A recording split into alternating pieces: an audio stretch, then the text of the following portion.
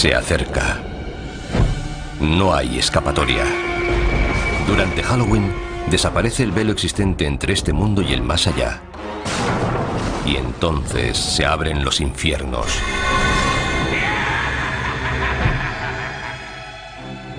Las personas se asustan entre ellas desde que existe Halloween.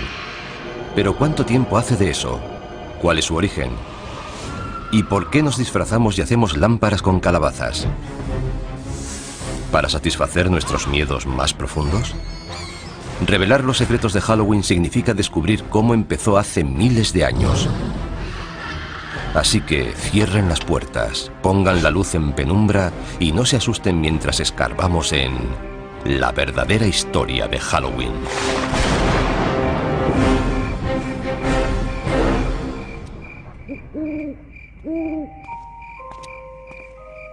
¿Cómo se puede describir Halloween sin que parezca que estás loco? Niños disfrazados van de puerta en puerta y nos amenazan. Nosotros, como respuesta, les damos golosinas. ¿Pero por qué? ¿Por qué tallamos caras en frutos y encendemos dentro velas? ¿Y por qué adornamos nuestras casas con ataúdes y tumbas?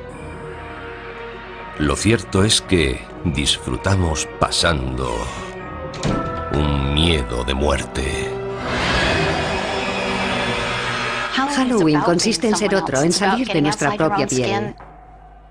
Lo soportamos porque sabemos que es solo una noche.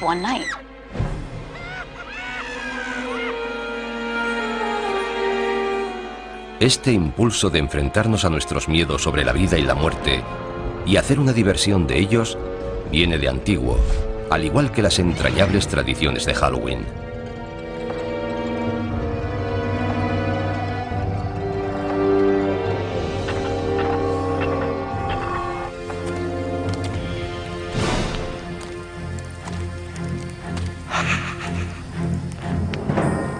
Tiene un origen muy antiguo que se remonta al calendario celta. Las tribus celtas dividían el año en una mitad luminosa y otra mitad oscura. El Samhain, su antigua celebración, fue la precursora de nuestro Halloween. Representa el inicio de la mitad oscura. Hace miles de años, los celtas, una de las primeras tribus de Europa, celebraban con hogueras el Samhain, festival de la cosecha, la noche del 31 de octubre, para dar la bienvenida a su nuevo año. Para los pueblos antiguos, la cosecha marcaba la diferencia entre la vida y la muerte. Si se perdían los cultivos, la gente moría de hambre. La muerte siempre estaba cerca. La época de la cosecha podía ser bastante tenebrosa. Los días se hacían más cortos, las noches más largas. Surgen dudas sobre si habrá comida suficiente para todo el invierno. Supongo que es el origen de esta especie de pesadilla. Era como una especie de aviso. Llega el frío y la oscuridad. Juntaos, quedaos en casa y no mandéis a nadie solo en la oscuridad. Pero para los celtas había algo más en Samhain. El Samhain marcaba el paso de la luz a la oscuridad. Era un momento en el que el espacio se volvía permeable, flexible. Por eso no solo el espíritu de los muertos, sino también los de otras realidades podían vagar por nuestra realidad. Y los humanos también podían vagar e incluso perderse en el otro mundo. El velo entre la vida y la muerte era muy fino. Los vivos y los muertos se podían mezclar. Esa es la raíz de las celebraciones de Halloween. Perduran historias de gente que durante el Samhain se perdió en el otro mundo y de muertos que aparecieron entre los vivos. Pero lo cierto es que sabemos muy poco sobre Samhain. Solo podemos suponer que las hogueras dieron lugar a una figura muy familiar en Halloween. Algo familiar, pero que asusta a muchos. El murciélago. Antes de que existiera la electricidad, la única forma de ver a un murciélago era con el fuego. Y es bastante común verlos alrededor del fuego, porque los murciélagos comen insectos, y los insectos se sienten atraídos por la luz. Los murciélagos salen por la noche, y la noche era un tiempo que daba miedo. Si para alguien los murciélagos son lo mejor y lo peor de Halloween, se lo puede agradecer a pueblos antiguos como los celtas. Y no eran la única cultura antigua con costumbres aterradoras. Otros incluso visitaban a sus muertos. Muchas culturas dedican un día o un par de días a celebrar y reconocer la muerte. Un dato interesante es que gran parte de ellas, sobre todo las sociedades agrícolas, lo hacen en la misma época del año, porque en primavera las cosas surgen de la tierra, están muy verdes. Hacia mitad de verano se recoge la cosecha, y en otoño, cuando se acerca el invierno, las cosas mueren.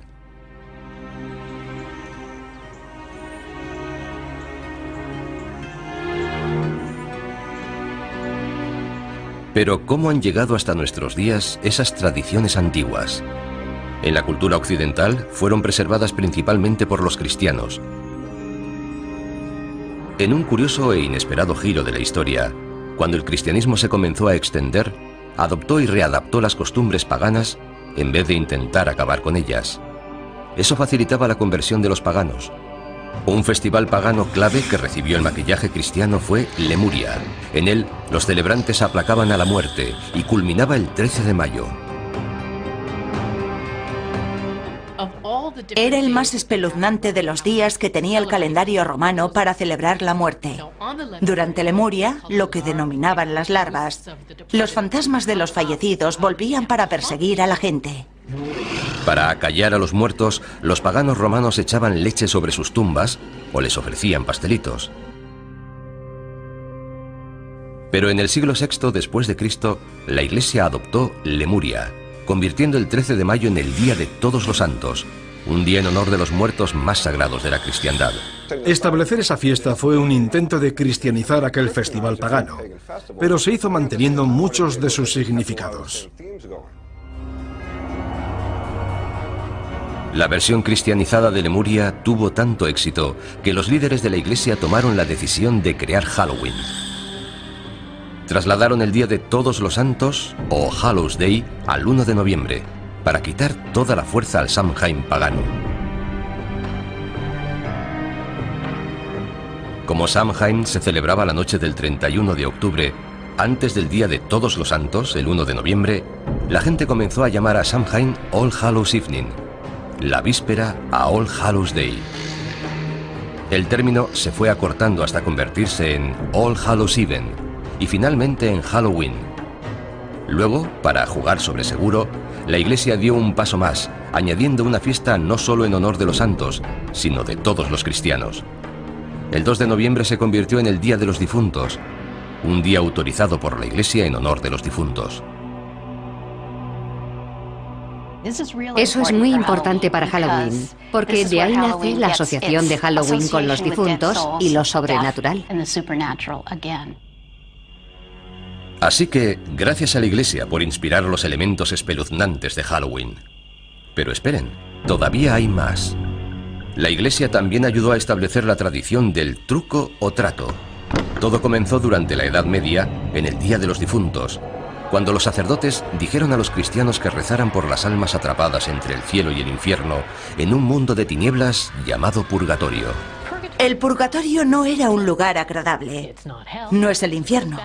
No es tan malo como el infierno, pero aún así es bastante desagradable. Se sufre atascado allí.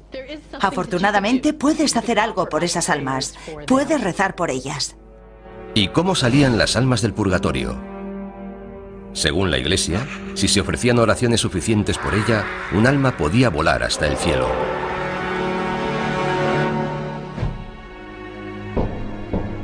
Esto condujo a una costumbre medieval que guarda mucha similitud con el truco o trato actual. Los niños recorrían las casas pidiendo pastelillos de almas, unos bollos especiados rellenos de pasas. A cambio de esas delicias, los mendigos ofrecían oraciones por las almas atrapadas en el purgatorio.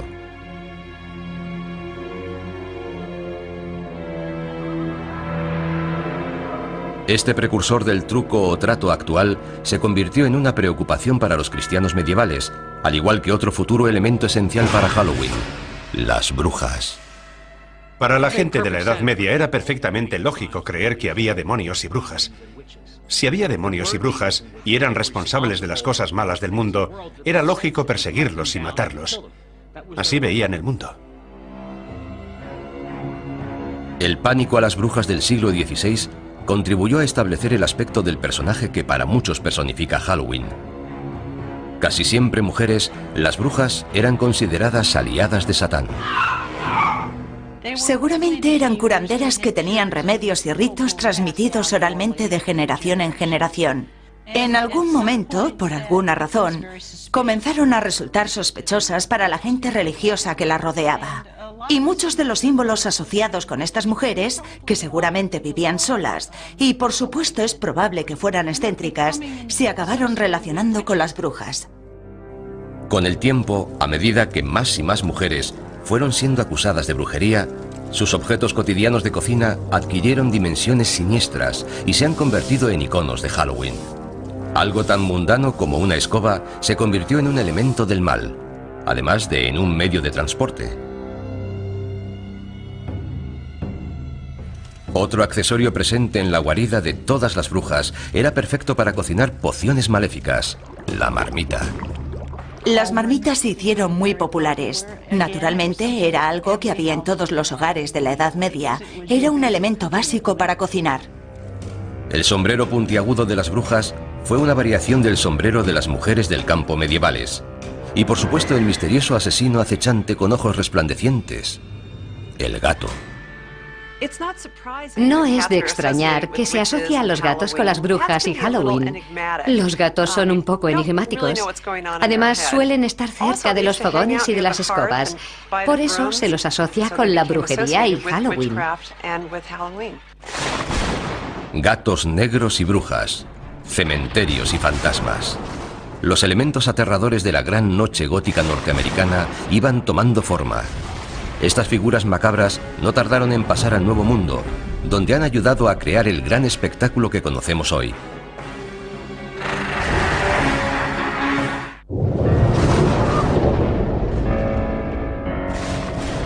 Hogueras, adoración a los muertos, mendigar pastelillos. Los elementos del Halloween actual acosaban a Europa a finales del siglo XVII. Pero todavía no se habían unido formando una aterradora fiesta laica. La historia comenzó a consolidarlos y a dar vida a una extraña celebración de la muerte.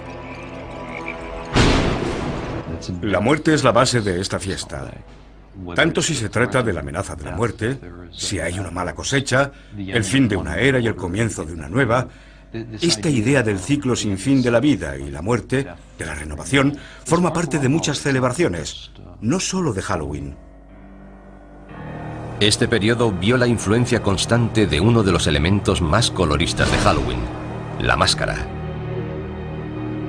Con frecuencia aparecía asociada a otra tradición de Halloween: la destrucción. Los pendencieros mendigos de la Noche de Todos los Santos consumían también buenas dosis de alcohol, y las peticiones de comida y bebida se fueron haciendo más amenazadoras. Las máscaras ayudaban a ocultar la identidad. Los límites entre la vida y la muerte, y entre las normas sociales y la anarquía, se desdibujaban cuando el día se hacía noche en All Hallows Eve. En Inglaterra derivó en costumbres especiales que incluían disfrazarse e ir de casa en casa haciendo representaciones cortas. Al final de las actuaciones eran recompensados con comida y a veces dinero. ¿Se trataba de truco o trato? No exactamente, pero había cierta semejanza. En el siglo XVII, en Inglaterra, muchas de esas costumbres sobrevivieron solo en las zonas rurales, pero aparecían pronto en las calles de las ciudades gracias a un terrorista procatólico llamado Guy Fawkes.